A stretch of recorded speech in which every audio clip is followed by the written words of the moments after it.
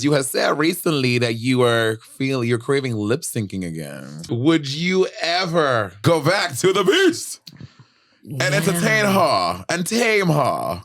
Monét Talks. Everybody come sit down, let's have a chat. Monét Talks. Living life gossip, chop it up, this or that. Monét Talks. Get comfortable with me, cause you on the show.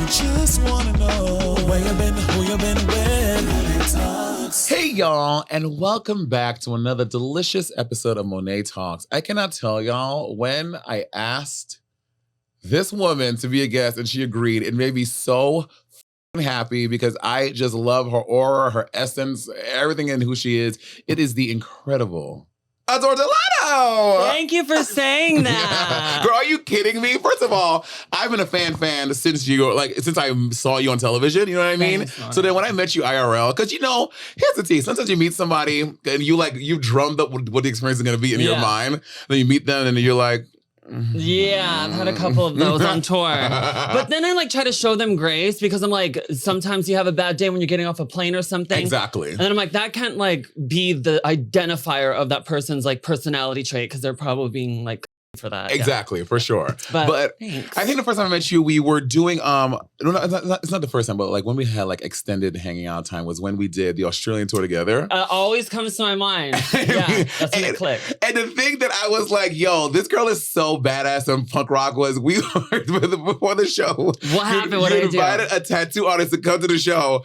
and they were Adore's about to starting to put her makeup on and getting a tattoo in the dressing room. I was like, this is right there. Your right leg. here. It was bleeding through my fishnets. I was like, Adore, this is wild.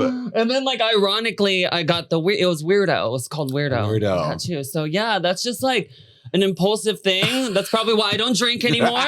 Getting tatted on my neck, second tatted on my cheek. Word! Yeah. Did you really get a second tat on your cheek? No, but I have 2 tattoos for my ex-boyfriend after we broke up. After? Come on, yeah. After a case of blue moon. Yeah. Blue moon, I saw you tatted the arm. Very hurt. Okay, I've never gotten an ex tatted, but my current relationship is my longest relationship I've ever had. Okay. How long? 3 years. Love that. Yes. I've never had a 3-year relationship. Congrats. Thank you. And he's and so I don't think we'd ever get tattoos because he doesn't have any tattoos. Yeah. And I'm like, bitch, I'm not getting one if you're not getting one. No. So that's probably not gonna happen. But you never know though. You might have a case of blue moon. You might be on vacation with your toes in the sand.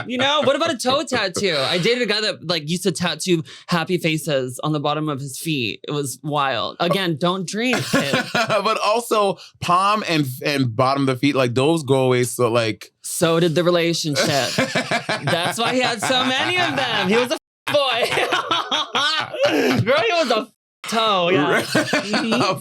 So, okay, wait, are you seeing anyone now? No, I'm seeing people. I'm dating as a woman, as a girl, actually. Yeah. Very Britney, not a girl, not yet a woman. Yeah. And I'm gauging straight men. And you know what I mean? It's a difference between queer men and straight men. It's a whole different energy that you have to kind of mathematically deconstruct. Are straight men, is it harder to date straight men? Yeah. Okay. Because gays are pretty insufferable. But honestly, I'm still part of the queer community. Yeah, so I'm saying queer people, at least when I was partying and in my drinking days, we're gonna do this. We tell each other what we're about. Look at this is what, because I think the opportunities are scarce. Yeah. And it's let's get to it in the bathroom in Amsterdam. Sure. But here it's a lot of wheeling and dealing, manipulation, a lot of I will, yes, your baby girl, yes, oh, I want to take you on dates, but they just want, listen. They want, Sierra said it. Goodies. The goodies. Yeah. Goodies. Not my in it. Again, I never had, back when I was, when I was in New York City mostly, and I would hook up with a lot of straight dudes in Geesh and blah blah blah. And I guess in my warped perception of love, I was like, oh my God, I think those guys really love me, but he just can't because he's married right now. Yeah. And I think I was telling myself that, but that was a bad person. Yeah. Hooking up with me for months. Yeah. And having a wife and children and all the things. So yeah, straight dudes are But like having the cake, eating it too, but making another cake on the side, like with the wrong ingredients. It's like figure your shit out. Like I don't need somebody to take me on a diner date and feed me grilled cheese because that's like love to me. And then like, you know what I mean? Like go on a podcast and say some shit. And it's like, I'm like, no, I want to find somebody that's just like weird like me. Like that just like gets it, that, I don't know. That's why I'm just like kind of in my Kim Kardashian era. Kim K. Yeah, I'm like the sibling that just married to the bag. Just keep going. Girl. I mean, but you've been doing it for a long time. You've been doing all of the things. And I've always said I've said this in many interviews and shit, that when I heard your music was when I realized like, oh, like, I don't have to make I can make no shade. I don't want to say real music, but you know what I mean? Like, I don't have to make drag music. I can make like the shit that sounds like that I want to hear. And that is R&B and vibey, and you were an inspiration to me that like I don't have to do just the club thing. Which is so dope. Thank you for saying that, Monét, because you're coming out with bangers like now. Thank even you, and like the video production and everything. Thank you. I'm a fan, bitch. You know that. Thank you. But like honestly, like Adore was kind of where I could compartmentalize my femininity. Femininity. He was like that. Femininity. This is me sober. You do not. I'm telling you, girls. So I compartmentalized my femininity into Adore, and then I said, you know what? If I'm gonna do that, like, what would I do if I was like born this? And I wanted to be a pop star. I wanted it to be like something weird, something different. And I loved makeup. I love performing, and that just kind of allowed me to kind of go an angle where I saw like you can write about your emotions. Like I am a person underneath this mask, and kind of like dissecting that offered me like the right. I don't know. No, I mean, okay. One, just a selfish question I have. When you did the concept for the Adore You music video, was like, how was that? Because I think still to this day, I just think it's just such a dope concept of playing this thing in reverse. Like it is so trippy. Like just for me, y'all, the concept of like how that came about. Yeah, I mean, like we all like would sit around and like just brainstorm. It was Ben and Caitlin with Geek Mythology, who's like amazing. They did like most of my videos. And they presented the idea of doing it in reverse. And I was like, can you explain like through like imagery? And they were showing me mood boards of it. And then we just kind of collaborated like from there on. Like when I see a vision, I'm like, I'm locked in. Like I'm very like, I have a lot of Scorpio placements. I'm like, if we're doing this, I'm with you. Like we're gonna really do this like if we can. Yeah. So yeah, I mean, I try to act my little ass off and everything. Did. I beat his ass with those flowers like 4 takes. I felt so bad. I felt so bad for him. But thank you. You talk about astrology. You talk about astrology a lot. Now, here's my thing about astrology. I feel in my heart, I just feel like astrology, they just be giving you like vague stuff and then you make it relate to you. Like I'm trying to be more into my astrology bag because I do think there is some validity there, but I cannot justify a lot of it. It just be like, I'm like, I don't know if that's real. Yeah, because it's a whole chart about a person. It goes into like your Jupiter, your Venus, how you love, how you receive love, how you navigate through your path of like your purpose in life, and like, and understanding that no matter what, like your job on this life is to figure out your purpose and you're going to get there regardless. But like with astrology, for people that like kind of connect with it, it kind of, if you do kind of study it like math, it's mathematical. It's like, it can show you how to navigate your purpose a bit more clearer. It can show you a little bit of like why you reply a certain way when people have a tone with you in bed or in like transactional like experiences with work. Like, you know, if you have like heavy Capricorn in your placement, then you should be good with money and good with being stern and stuff like that. I have no Capricorn, so. Oh my God. I think I have my mine's in Jupiter, I think. So that's kind of cool. Like there's just like, yeah, it's fun to learn, but also free will. If it doesn't like vibe with you, then it's not you're gonna be where you're supposed to be regardless. Yeah. Like, okay, I'm gonna tell you mine. I know I'm a Pisces. Well, I'm the 19th of February, so I'm like a cuss. I'm like Aquarius, but I go with Pisces. I am Aquarius rising and Gemini's sun or whatever that is. So your rising would be. And this is like leaves, throws the microphone, and you're like, ew. Oh, no. I love. Okay, that's all like air magic. And I'm like, my duality is air and water. Because it's like, I'm mostly Libra, mostly Scorpio. So it's like I love air signs. Okay, like work. Aquarius is, Gemini is, like Libra. Like I'm a vibe. Okay, work. Okay, but good. like your rising, like this might be a controversial take, but like your rising would be, I would say, your drag persona. That's like makes you feel powerful. Okay. What you're supposed to be in the world. I feel. Okay, work. Is like stand on the duality of that, and then your moon sign is your emotions, and your sun is like the core of you. Okay, my moon being Gemini is good because, girl, emotionally I really be like, it's props to my boyfriend. I do give very hot and cold sometimes. Yeah. Like, bitch, I come home and I'm like, and like 10 minutes later I'm like, yeah, just like stop. So that makes sense to same. me, right? Same though. Like I want you around, but don't talk to me. Like very that, very that, very her, very that. Like my couch pulls out, bitch.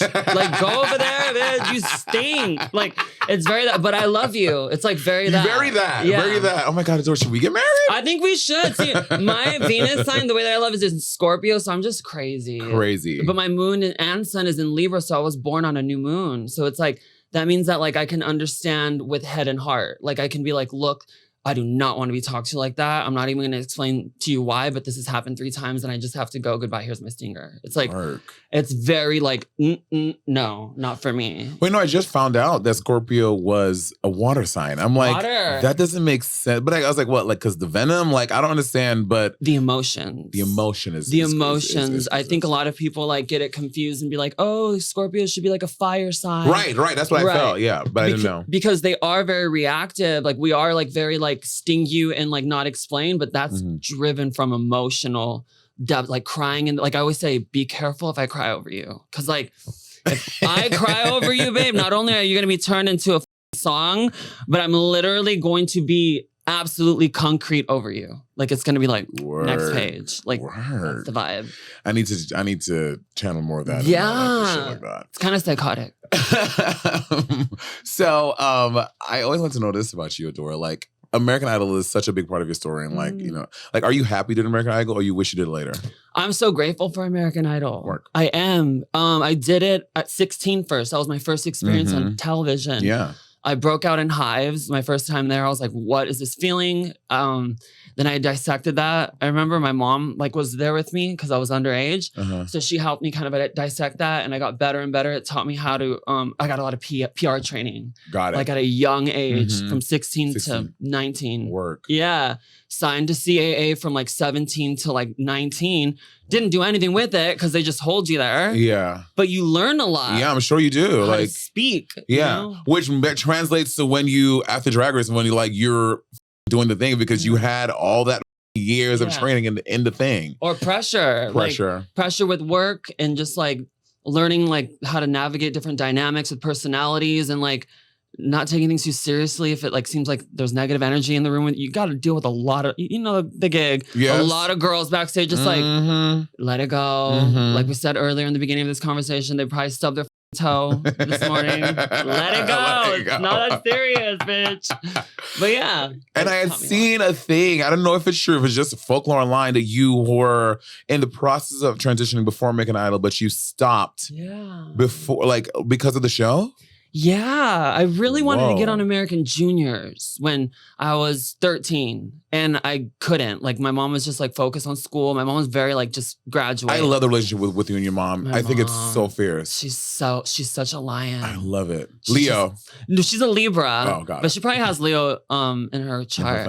But I love my relationship with my mom too. Like, but she like was very like hold it in. Like they're not gonna take you seriously. Yeah. I lived my life as a girl through high school. So it's really? Like, yeah. Like literally, I've been on lives and showing you my showing everyone my yearbooks of like, yeah, I was like for like a good 4 years. Yeah. Or I never knew that. I dated as a girl. Throughout high school and stuff. I dated 3 guys as like identifying and told my mom like, I think I am a girl. Like, and my mom was like, well, what does that mean for you? Yeah. And then I explained to her, like, I just don't feel like connected at all. Like, so my mom like got down to business, like went to like the school and told them like, she's gonna play in like the girl sports. Like you're gonna have to make her having your mom be an advocate like that. Listen to all you parents out there with trans kids. That is what they need. That is so badass. Yeah, definitely blessed. Cause like I grew up in like a gangster family. Right. So to have my mom be like, nah, she always would tell me like, you're half of me.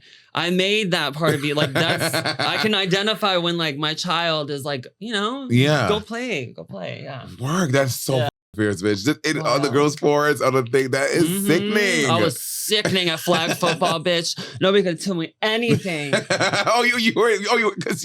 I played with the girls against the guys. Work. So they have Danny on their team. The vibe. And so then when you announced to Drag Race fans that you were transitioning, like, and you made this in that beautiful fucking video, and you wanted to experience a puberty of transition, like, in private. Why? Because it's like, well, other than being nobody's fucking business. Yeah, there's a lot of psychological changes that happen. And a lot of people like just see the beauty of it all. They see like us like getting like a little bit of work done here. A little bit of work. I got a whole head transplant. Face Off 2 with Nicolas Cage. Get out of here, bitch. I'm like, a little bit of nip and tuck. Eyebrows behind my throat.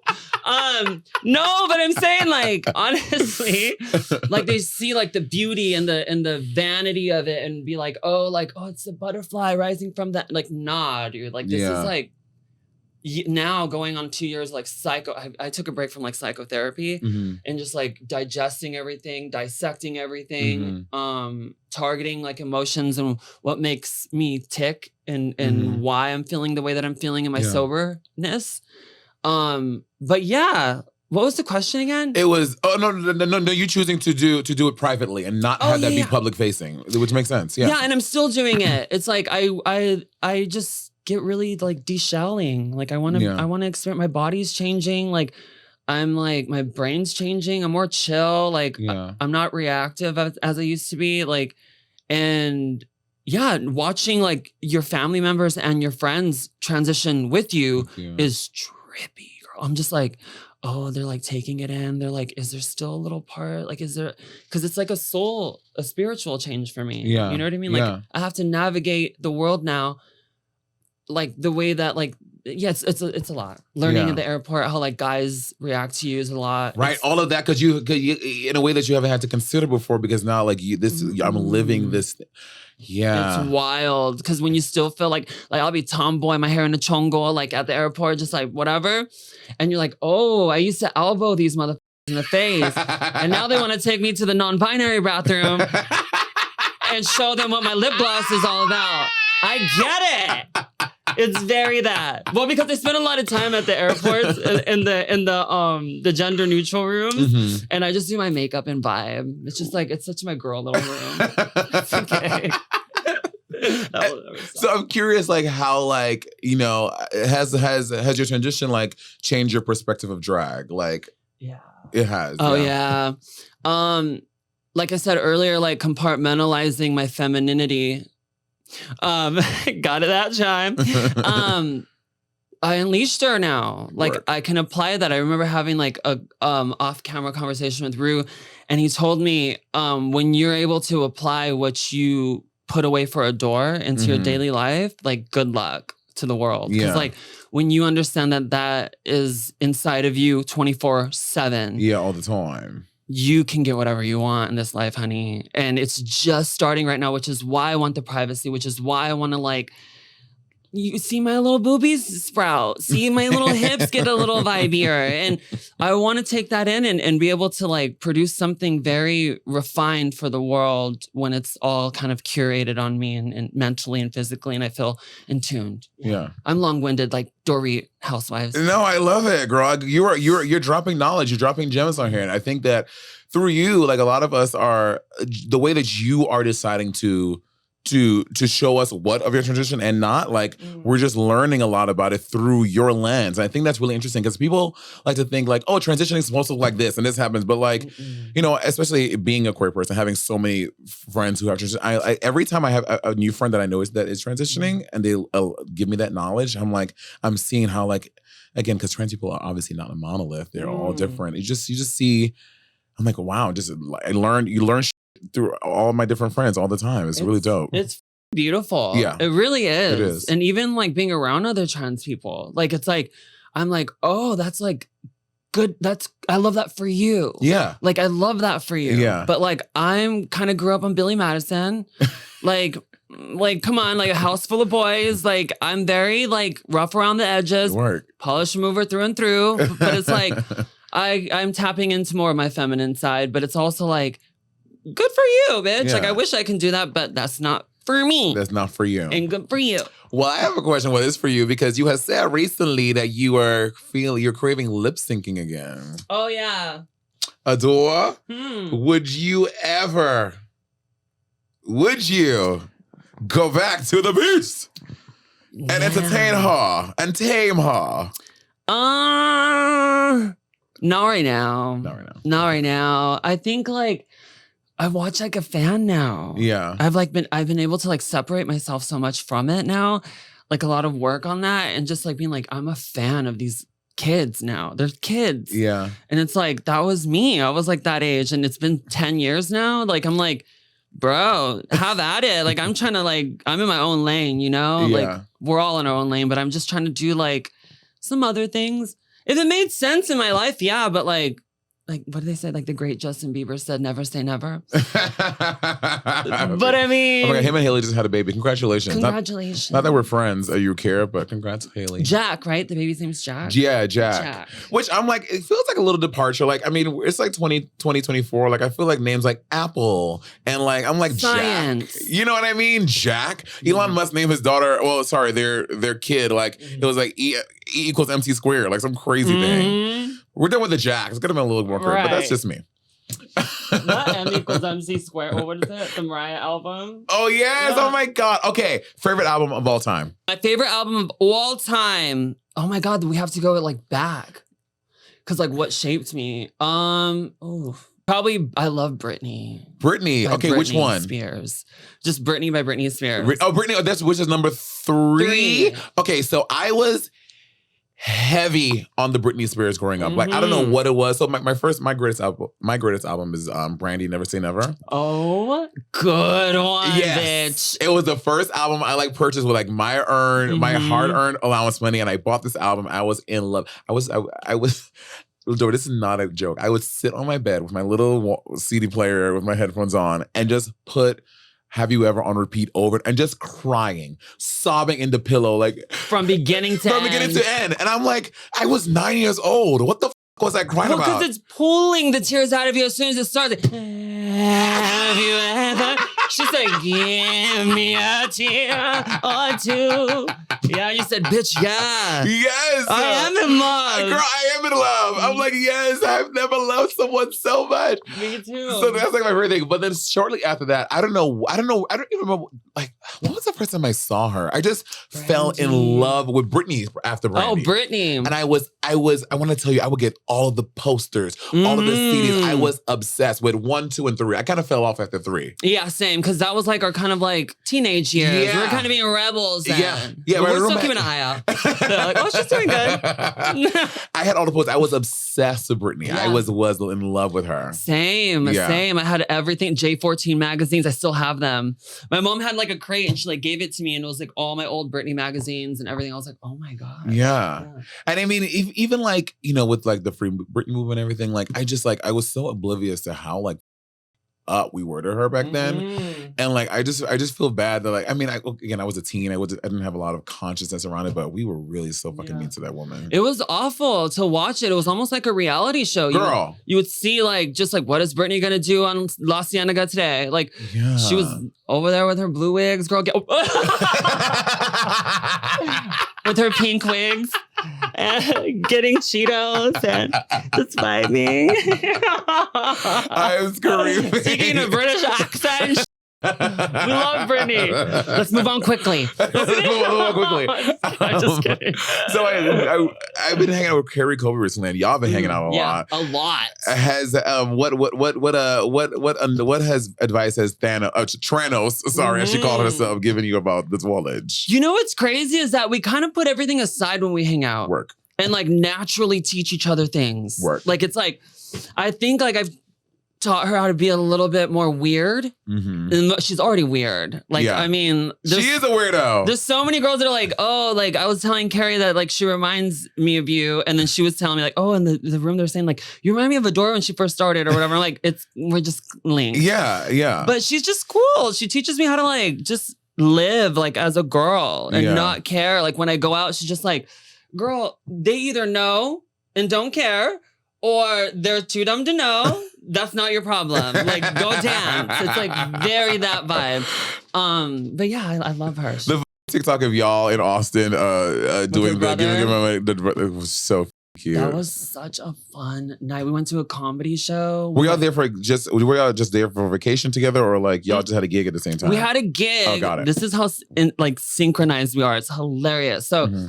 We had a gig together. We didn't know. And then we ended up being like, oh, we're on the bill together. Cool. So like I show up like a day before. She gets in, calls me on FaceTime. And then we're talking and I can hear her behind me. And then I'm like, what's going on? We have a connected room. Shut the f up. And she's like, opens the door and she's like, you f it. Like it was hilarious. So we're just doing our makeup the whole time. It was very real world. We were there for 3 days. Yeah. Work. Would you ever do another reality show like Traitors or some shit like that? Yeah, absolutely. Okay. Yeah, like stuff like that is cool. Like, right? Me too. Like I would love to do like a Traitors or like a Survivor or some shit. I think that would make more sense for girls like us because I think we're so like solidified with our personalities, like in the community. Like we're our own Pokemon at this point. Like Agreed. We can all sharpen whatever we want to sharpen, but at the same time, like I think taking us out of like the competitive environment with each other, and putting us in like a Big Brother vibe, or a challenge vibe. Yes, I would eat that up. Well, the crazy thing is, challenge is part of the Paramount like Drag Race thing. I'm like, why have there not been like Drag Race? I think Vanjie may have done it like a long time ago, but like. Come on, like on the challenge, which I would love to do the challenge. Or like have like something like that for all the Drag Race girls though. Like they need to do something with the girls because when I tell you, when we have like, she just mentioned Australia, when we have these side tours together. Bitch, it's such a key. It's so good. I found out that Jasmine Masters is one of my soulmates through one of a side tour. I'm like, who the like what? Like, you know what I mean? Like how would you? Yeah, like give Libra. Fans like not Drag Race. Like there are so many other shows out there that can put us on together, and it would be TV gold, and it would be fierce. It would eat. Too much personality to like deny that. Yeah, for sure. Do you think this is what I want for you and I? And I don't know if you're interested, if you're into it. I'm into it. Like I feel like you and I could have a Brandy Monica Boys Mind situation. Like if we did a record together, Adore. Oh my God, but we would fight over who's Brandy. Oh no. Not yours, but mine. We're just like fucking. I would be down. Can we, Adore, please? I would be down. It has to be some rotted, nasty cheating story or something. Oh, I'm so down. I'm like, I'm gonna ask Adore on camera so that she says no. I'm in my music bag right now. I'm like, okay, work. I'm barely getting back into the studio right now, like working with like 4 different producers right now, just like figuring it out, having fun. So like, we were even talking about concepts of like adding like girls in for like a duet or whatever. Like, I would be down. Okay, I want to pick your brain about this. I just want to put this. Pick my brain. What is your writing process like? I'm very interested in like how other artists do, because like someone like SZA, right? You can tell SZA is the type of artist where she will journal a poem and then she go in the booth and just sing it to the thing. Like, how does Adore write music?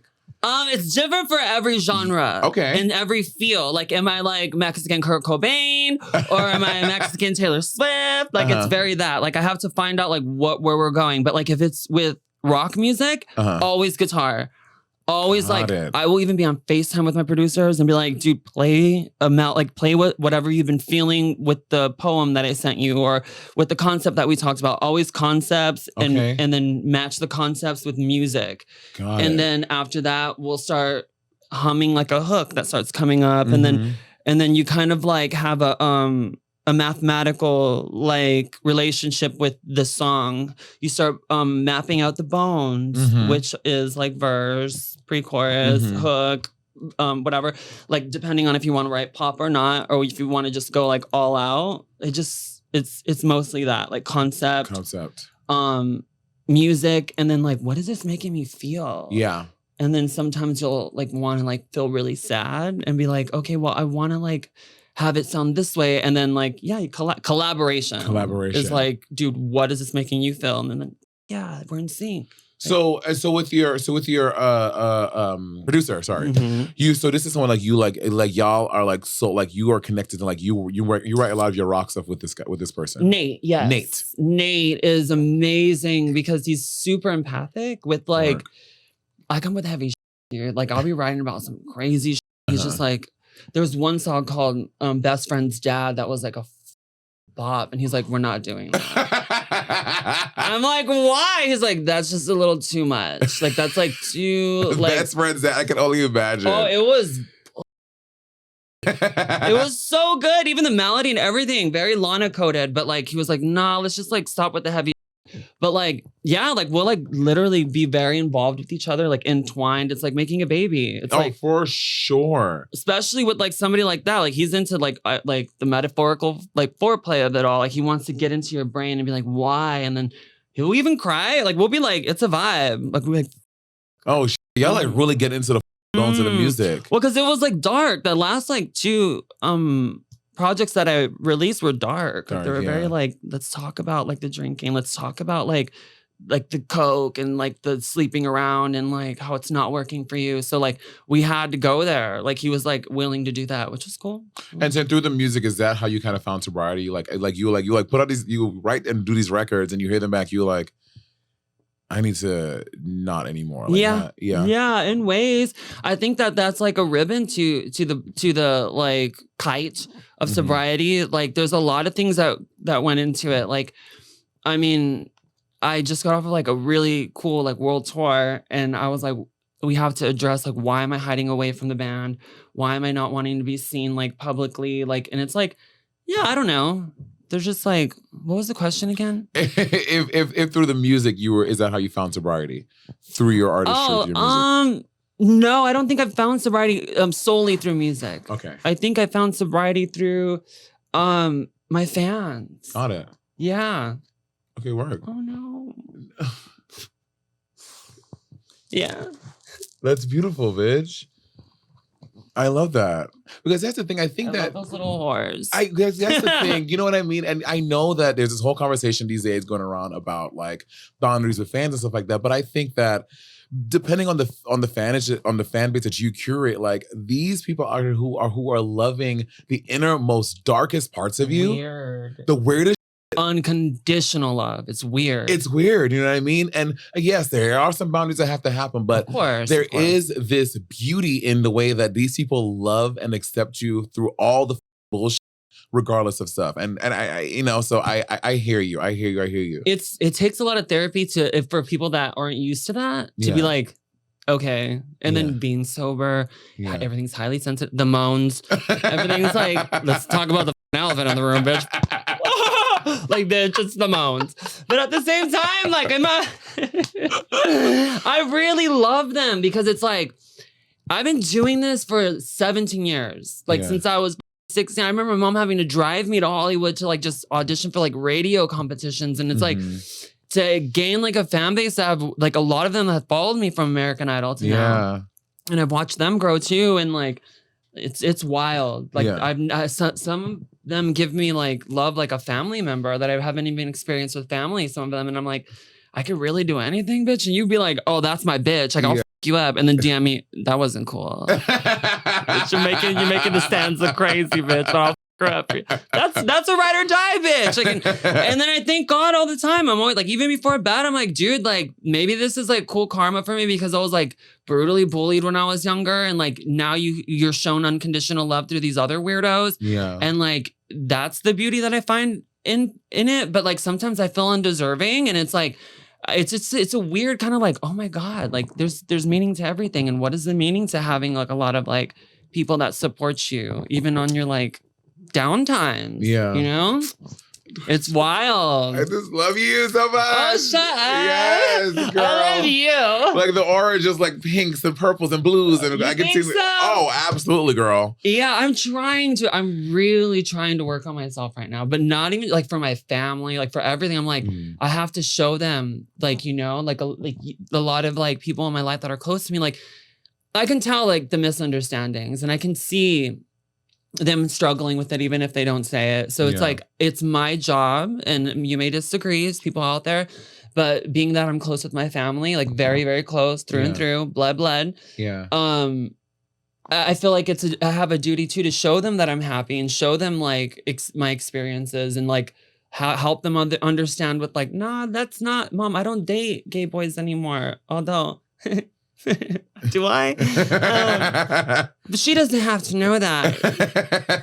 That's for one spring break on MTV.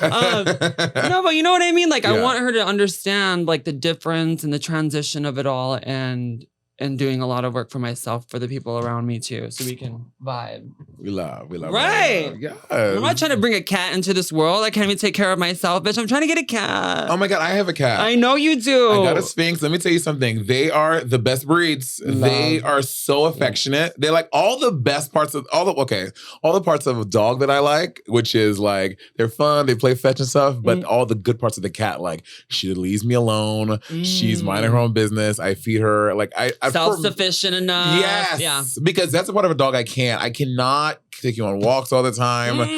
But you walk in, the dog is, especially people have you seen people who have dogs who got them in the pandemic? Those dogs are next level. They're so needy. No, I wonder what they named them. I don't know, but pandemic dogs are like another wild. breed. That's another breed. Yeah. Cause they're just so used to their owners being there all the time. So like they're wild. Maybe they should start breeding pandemic dogs. Oh no. I don't want a dog like that all the time. Some people need like that codependent love, babe. I'm here. I'll be like, look, you'll love me forever. Maybe that's why I'm so emotional with my fans, bitch. I'm codependent with them. You love me? Me too. When you say guys, do you like someone that's not codependent, but someone like that's needy, or do you want someone? Do you want to feel needed, like all the time? No. Right. No. Same. I'm very cat energy. Like always been a cat. I get that from you. Oh, for sure. I always say there's cat friends and then there's puppy friends. Dog friends. Bob is a dog. Okay. Bob is a dog. Like loyal through and through. Loyal through and through. Very, just will love you no matter what. Yes, okay. very that. Love that. I love a cat person because it's very like, I like to take in situations. I'm very like, wait, you added, who's this? Like my cousin be like, oh, this is, I'm like, wait, you didn't. Now we have to switch the dynamics of the group of like jokes. And like, oh, he doesn't get it. Like, it's like very that. I'm a cat. Yeah, I would say you and Bianca are two cats. Yeah, Bianca's a cat. A cat, for sure. Cat boots. Like Cat even at her house, she's very kitty cat. Very just like she'll leave you alone. She'll leave you alone. She'll put snacks and food out. Like, hey, there's food over here. She'll literally feed you like you're a bird, just like a bird bowl of food. Literally, she's like, all right, I'm gonna go stitch and bitch. And like she'll go sew for like 12 hours. Yes. And you're just like naked in the pool, like. Yeah, literally. This is my life. I have a friend that's my sugar daddy now. I will say I'm upset. Like, people don't understand. Like, she is literally one of the most generous people I have ever met in my life. Always has been. Always from day one to me, off camera. I'm love that. The hell? Yeah. And I think people see she's always online and reading people and typing, okay, under people's posts, whatever. But Bianca is literally one of the genuinely sweet and kind human beings I've ever met. Like, she'll check in, like, every couple of weeks, she'll be like, hey, just checking in, man. Hope everything's all right. Like, she's just... She wants to know that you're doing good. Yeah. She just wants to know that everything's cool with you, and that makes her feel good. Yes. That, like, her circle of people that she loves is, like, feeling, I love that bitch so much. Like, I love her. There's a lot of people on this planet that, like, she's just one of the ones that I'm like, that's a soul connection. And I remember... Now that I look back at little clips, because one popped up on my For You page today of me and her on Drag Race, and I was like, oh, this is cringy. But like, she was teaching me like little things, like how she was like saying, I'm like, oh, maybe like she was just trying to teach me, like, bitch, shut up. And I shut up. See, that's why I got just smile on my hand. Just shut up and smile. What is her sign? What is Bianca's sign? She's a Cancer through and through. Cancer. I think her rising is Cancer as well. But Cancers are really emotional. But they're very mommy. Like, I want to take care of you. I want to make sure you're okay. Like, that's why she puts food out before she leaves you. Like, she's very... Okay, I see that. Bob is a Cancer too. Bob is very like motherly. He's also very emotional. I love Cancers. Yeah, I do. I like Cancers. You know, I love water signs because I am like a fish. Like I love water. I love the sea. I love the ocean. Same. I'm very water. Love water. Love that. Adore. What's up? This has been absolutely so beautiful and lovely and delicious to sit here and shoot this with you. I feel like I can talk to you for hours. We can keep it going for 5. We can. Well, I do want to say, I remember one time we were out, we just happened to bounce into each other at Mickey's. Yeah. And again, I think it's a testament to like who you are. Just everyone just like gravitates. Everyone is like trying to like start conversations with you and talk to you in the corner. And like everyone is just trying to like be all in your And I'm like, you know, when people like chaperone say, I mean, people come up to me, but I think because you're OG, like people just know, people know you way longer than they know me on TV and American Idol and so people, how do you, it's next level to me how people are just always in your grill. You have to show grace with like that because when you think of it through the eyes of them, they feel like they know you. Yeah. They feel like and especially in a bar setting, I did that to myself. I went out, you know what I mean? So it's like, if they're drinking, they're having a good time. They feel like they're not owed that, but in a way they feel that. Like it's like, you know what I mean? So it's like, but it's also can be taken away from you. That's the thing too. I'm like, Idol taught me too. Disappear immediately. That's what Idol taught me too. Like, nothing's forever. Have fun with it for as long as you can and be very grateful. So that's why when they're there, I have like I said, like the Drew Barrymore effect. Sometimes I talk too much and like ask too many questions. And then it just prolongs, like in meet and greets and stuff. So I've gotten better. But that's probably why they're probably like, oh, this bitch gabs. Let's see what I can get out of her ass tonight. She's probably on a good one. She probably did a rail back there. Well, also, especially like the music, right? Because, and again, the chaperone thing was like, I get it. Set your boundaries and all that. Like, I get it. But like, I'm like, when you're a musician, like these people, they are making, the music that you're making is connecting to them on a, like to what you said about Brandy, spiritual level. Spiritual level. Like I didn't love anyone, but I connected with Brandy in a spiritual way that I just wanted to not disrespect her if I saw her in public, but I feel like this spiritual, deeper connection. So how does this person get how I feel? How does you connect in a stand nature? Like that song is real. Like it's like even as a kid, like with Britney or Selena was my first Britney. I didn't know what the she was talking about, but I knew that was me and I wanted to be her. So I'd be like Selena or Britney, I'd be like, wow, like they understand what like I'm thinking, like I can be that. So it's like, you gotta give grace a little bit. Yeah, you do. But poor Chapel. I know, poor Chapel, girl. Yeah. I mean, this bitch is blowing too up. Fast. Too fast. It's happening too fast, right? I think she's too artsy and weird and cool and like she's too like indie for the amount of success in the short span that she got it. I think it would have been cool in a span of like, although she's been doing music for a while, if it gradually got to the point where it is right now, like Glastonbury, like all these like crazy sold out arenas, it's a lot to take in. Girl, I cannot imagine like going from, because there's someone that's done that TikTok transition. It was like her in like late 22 with like 35 people. And then boom, Lollapalooza, like 80,000 people. Like that within like a year and a half. Like that is huge. That's crazy. But then like this is the little devil on this side is like, but baby, do you know how many musicians, how many of us artists are there wish for that one Coachella moment? That one Coachella moment? It takes one A&R person to see you. Literally in a public set. That's not my girl. This is the vibe. But it's like, it takes one person to be like, you know what? There's a market for this little. You know what I mean? Like, sorry. No, please. No, I'm saying like curse, in general, you know what I'm saying? Like, there's a market for this bitch. Like, maybe we can do something with her, you know? And it's like, we all need that one. It's timing too. It's just like, I mean, if you think of this and have you seen the Tina documentary on HBO? I haven't seen Tina Turner? Tina Turner. No, I haven't seen it. I highly recommend you watch it. Okay. I just watched it for like a 6-7 time recently. I'll watch her. It's such a beautiful story. We all know like the story of Tina, but like it also kind of like gives you an adrenaline boost of fire up your ass if you're in your mid-30s or if you're in your 30s. She was finding out who she was right now. artistically. She wanted to break away from Ike and Tina. She wanted her name Tina Turner. She didn't know what she was going to do with it. Her breakout was 40 years old. Really? What's love got to do with it? Was 40?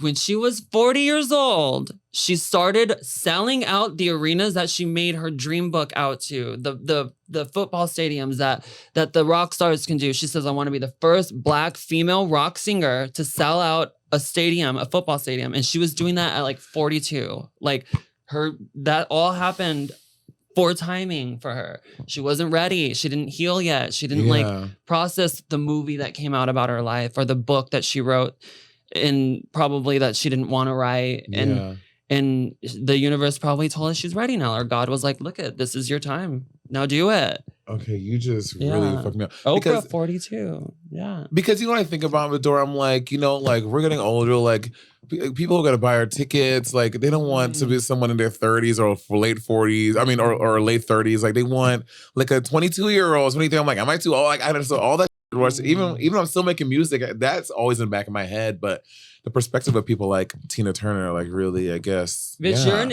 you're at an advantage when you're older, especially if you have a youthful spirit about you. You are at an advantage for 20s are about learning your lessons, applying them to your 30s. You probably still make some of the lessons in your 30s, but you're quick to fix them. Yeah. Quicker.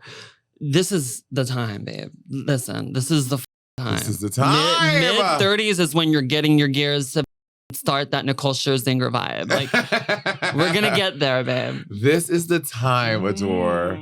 My God, you see, you just spoke a lot of life into me today. Like, don't like be. Yes, thank you. I needed to hear that. This is the time. I spent a lot of time alone, so I just gab, girl. I'm like, oh, you and then I'm gonna go back to YouTube when I go home right now. Oh, I love you, bitch. I love you. I love you. This has been such a great conversation. I'm so grateful that you took the time to stop by here. Thank you for having me, bitch. Honestly, like I love you. I have so much love for this bitch. I love you. I do. Tell everyone if there's anything that we should catch up on or shows, whatever. Like, let us know. We can. Yeah, we're just like preparing like the 2025 tours right now. We're gonna be doing something really cool for Valentine's Day. And right now hence the hearts. We're kind of in the pink like aura right now to kind of like gear that up and inspire that kind of energy for next year. But yeah, just right now is just like the hibernation mode, getting an acting coach, going into acting classes, doing the legality things for the names and stuff, and just like sharpening all the vibes. And you know what? Also, I keep on saying one more thing. What when you go to a motherfucking Adore Delano concert, baby, the vocals are live. The mic is on. Which in today's era of music and pop and stuff, baby, that don't be happening. The mic be this bitch be singing for real. Thank you, Monét. Girl. Thank you. Girl. The mic be motherfucker. I feel like this bitch out here release. You have to channel. You know? Yeah. Thank you, babe. And listen, y'all, thank y'all for watching this episode of Monét Talks. We're gonna hop over to the Patreon really quick because I got some Patreon questions, some exclusive questions I'm gonna hit Adore up with, and you can only hear them on Patreon. So I'll see you next time. Mwah. Monét Talks.